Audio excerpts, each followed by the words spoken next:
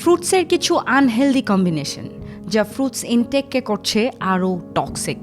Fruits হলো প্রকৃতির উপহার যা সুস্থতা এবং শক্তি দুটোই দেয়। প্রতিদিনের খাদ্য তালিকায় ফ্রুটস রাখলে শরীর থাকে ফিট এবং মন থাকে ফ্রেশ, কিন্তু আমরা এই ফ্রুটস খাওয়ার সঠিক ওয়ে না জেনে এই প্রসেসকে করে ফেলি বিষাক্ত।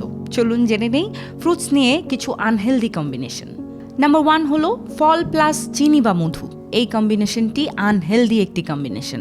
ফলের সঙ্গে অতিরিক্ত মিষ্টি যেমন চিনি বা মধু দিলে ব্লোটিং, গ্যাস ও অস্বাস্থ্যকর ব্যাকটেরিয়া বেড়ে যায়। নাম্বার 2 হলো ফল প্লাস ওটস বা গ্রানোলা।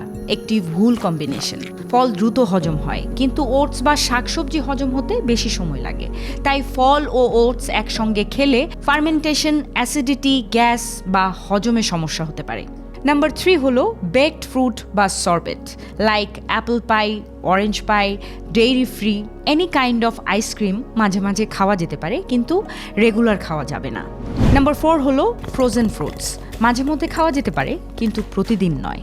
নাম্বার 5 হলো ফলের জুস, কঠোরভাবে এড়িয়ে চলুন, কারণ এতে লিভারে চাপ পড়ে, শর্করা দ্রুত বাড়ে ও অগ্নাশয় ক্ষতিগ্রস্ত হতে পারে। ফ্রুটস আলাদা খাওয়াই সবচেয়ে ভালো। ভুল কম্বিনেশনে পেটের সমস্যা, গ্যাস, ফার্মেন্টেশন ও ত্বকের সমস্যা হতে পারে। সুস্থ থাকুন, সচেতন থাকুন।